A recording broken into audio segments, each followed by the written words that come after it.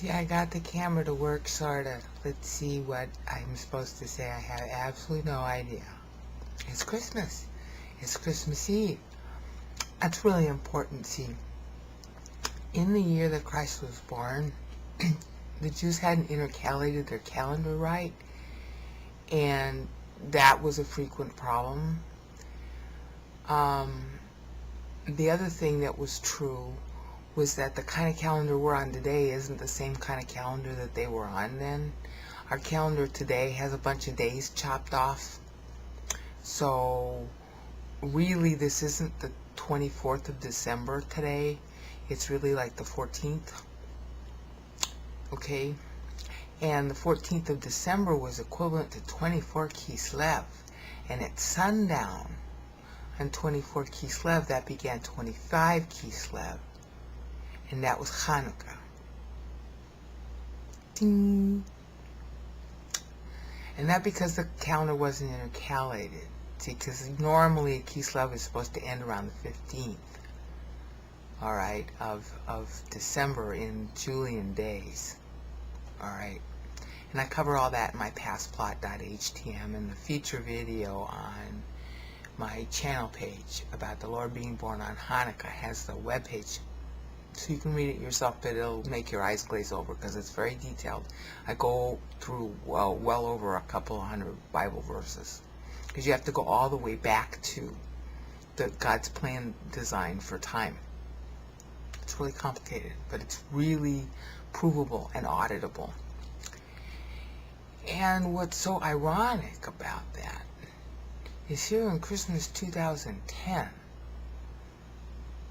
God just caused me to notice that I should count the syllables in Ephesians 1:3 through 14.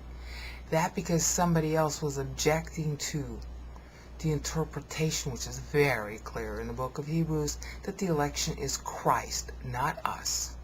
We are elected in Him. That's where our election derives, because we are owned property. That's what Isaiah 53:12 says. He inherits us. We are His inheritance. And I don't know if you understand the irony of that, but anything you inherit gets an inheritance from you because you're taking care of it. See, if you own something, you take care of it. So it inherits your care because you inherited it.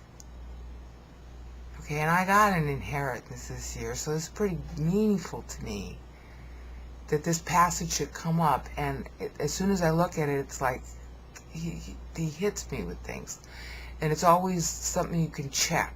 It's not like, voices and all that crap. It's just insight. Count the syllables. Okay, alright, so I started counting the syllables, and that's why I did the 10 GGS and the 10A GGS. And I'm totally blown away, because what Paul does is tell you how to read the syllables of Isaiah 53 and Psalm 90, and he alternates between both chapters' syllables to show you how they interrelate. So now I can audit all of my prior videos on both chapters to see if I did it right. Because one of the problems I've been having is, okay, and this has been a problem that scholars have had for 3,000 years, how do you detect meter in Hebrew? They've been arguing about it for 300 years. It started with this guy named Robert Loth, who was an Anglican, and then there were other scholars who came along, and there's still a lively debate today, and every year they meet somewhere in the world to talk about it.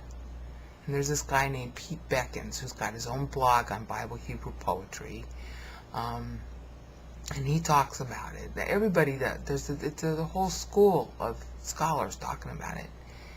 So imagine my surprise when I find out that in Greek, Paul is actually using the syllable count that I learned last year in Psalm 90 and the year before in Isaiah 53, just by parsing out the syllables. The scholars are debating. They're debating how you parse it. But see, if you were a Jew in the Old Testament, you had to memorize this stuff orally. So there's no fancy dancing with the parsing of the syllables that the scholars think should be there. It's not fancy, it's prosaic. Hi, here's a consonant, and then the next consonant begins a new syllable, except where you have a liquid consonant like a wow. Alright, then you run the syllable together. The Jews all know that. Like when they don't say Shema anymore, they say Shmeh or Shmeh. Okay, because there's sort of a liquid sound there. And so everybody knows that. So if you just follow the basic rule that everybody knows, because all the Jews had to learn it, the common people had to learn it this way, then you get the syllable count that I show. Okay, but I don't have any scholars, and I'm not one, obviously, to like, how do I check this? How do I audit my own stuff? Well, now I have Ephesians 1:3 through 14. Because Greek syllabification is very well known. Okay? It's just a question of whether Paul's using Attic Greek, which he tends to do, or whether he's using straight Koine. And like every other, like we do this in English too, the Greek Bible, the Bible of the Old Testament and the New in Greek, mixes. It goes back and forth between Attic and Koine, depending on what he's covering. And there's always a marked way to know, because in Attic it's used for drama particularly, and they drop verbs and they switch to participles and they switch to nouns.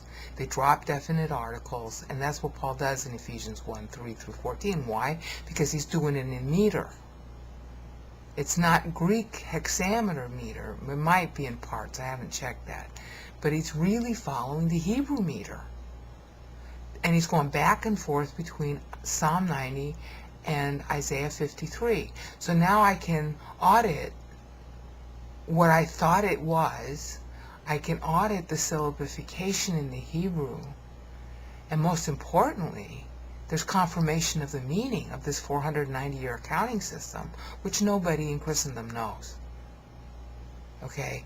There were some scholars back about 3 years ago, who came up with a sort of kakimimi system of 490s based on political events happening currently, like Israel's being founded as a nation. It was really goofball. They didn't follow the Bible at all. Okay? But there is a 490-year accounting system that goes all the way back to Adam. And you can audit it, you can balance it, it's self-auditing when you screw up, and I've screwed up many times over the last 10 years. When you screw up, it will correct you, because the timeline that you get has to fit all the way back. It's a 6,000-year timeline. It has to fit continuously. So every mistake you make, you get caught. So now I have this system of Paul actually using the same auditing technique to show you how to audit those two chapters. And of course there are many other chapters besides those two, but he's using those two. And I can check my own stuff. I am so excited about this, I can't see straight. So, if I die tomorrow, you know, and somebody should kill me anyway. If I die tomorrow, I'm going to be a very happy camper. It's as if I died and gone to heaven. So, you know, more than normal, I wish you a Merry Christmas, because this is the best Christmas for me ever in my life. Ta-ta. I'm going to start crying now, so I better sign off.